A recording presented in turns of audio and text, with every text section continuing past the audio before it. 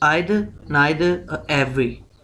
So इनके इस्तेमाल में भी अक्सर औक़ात गलती के चांसेस होते हैं क्योंकि इन पे फोकस नहीं किया जा रहा होता. सो ये डिस्ट्रीब्यूटिव एडजेक्टिव के तौर पे भी यूज़ हो सकते हैं और डिस्ट्रीब्यूटिव प्रोनाउन के तौर पे भी इस्तेमाल हो रहते हैं. So when they are usually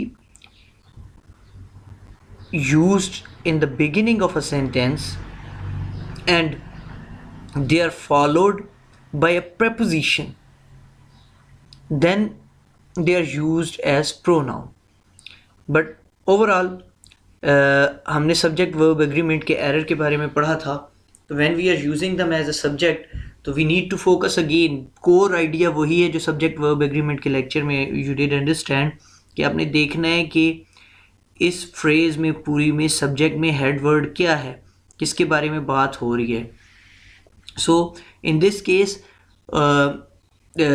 this is quite camouflage. तो समटाइम आपका यहाँ पे जैसे neither of the applicants, basically तो एप्लीकेंट्स ही हैं आपके सब्जेक्ट, लेकिन आप कंफ्यूज हो जाते हैं. एप्लीकेंट्स हैं लेकिन एप्लीकेंट्स में से कौन से वाले, कोई भी ऐसे नहीं है.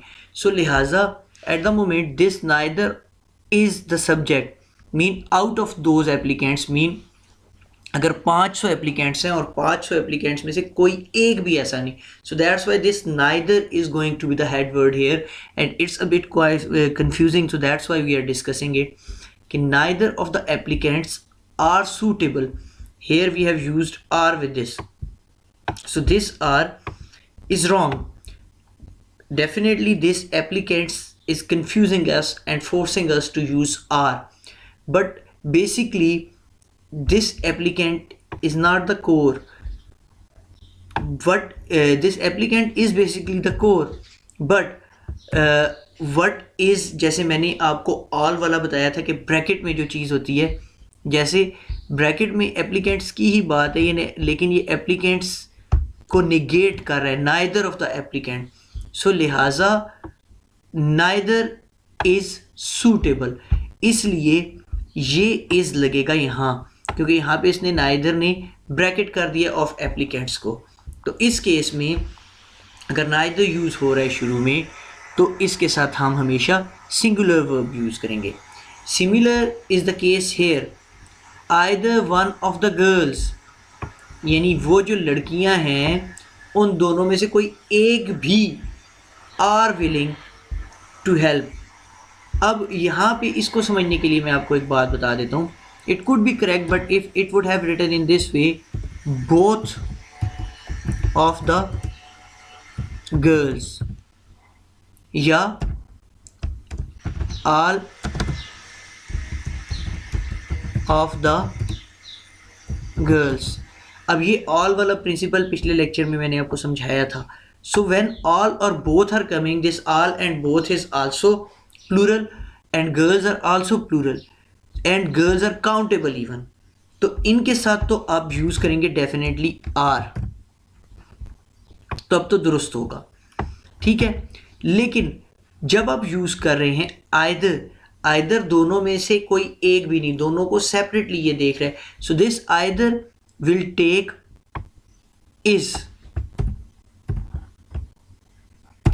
here, यहाँ पे करेक्ट होगा is. तो इस बात को आपने समझना है और इसके साथ आपने is यूज़ करना है. So this is the case है कि either और neither जब सेंटेंस के शुरू में इस्तेमाल हो रहे हैं तो इनके बाद जो वर्ब आप ले रहे हैं यूजुअली वो वर्ब सिंगुलर होगा मोस्ट ऑफ द टाइम, और आपने उसको केस को सारे को समझ लेना है जैसे मैंने आपको as I have told you.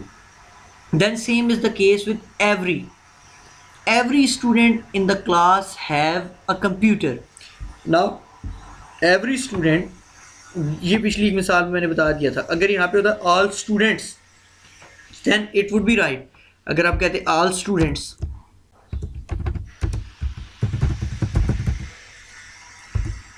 in the class have a computer, ये बात ठीक थी because here using all and then these are countables and they are in plural, so that's why all students, this would be right, would have been right. देखें एक चीज़ को आप देखते हैं कलेक्टिवली, एक चीज़ को कलेक्टिवली बात करते हैं लेकिन हर इंडिविजुअल के बारे में बात करते हैं। जैसे आप कहते हैं everyone must have his book in the bag. अब ऑल हैव, जब ऑल कह रहे हैं तो तमाम लोगों को कह रहे हैं, जब एवरीवन कह रहे हैं तो हर एक को इंडिविजुअली एड्रेस करें। When we are taking a pronoun as individually, then we have to use this individual and singular verb with it. Then here you must use has. Have would be the wrong one. ठीक हो गया? तो either, neither, every, when you are using it in the beginning of the sentence, you will use the singular verb like is, has, or whatever the singular verb is. Mean either one of the girl accepts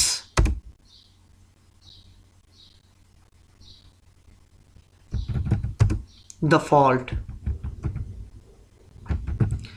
अब यहाँ पे आप देख लें accept is a singular verb, so यहाँ पे आप इसके साथ s या yes का इजाफा किया आपने. Now this is the case and this is how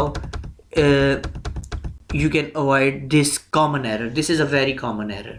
So whenever these are used in the beginning of the sentence, then you may use a singular verb to avoid any error.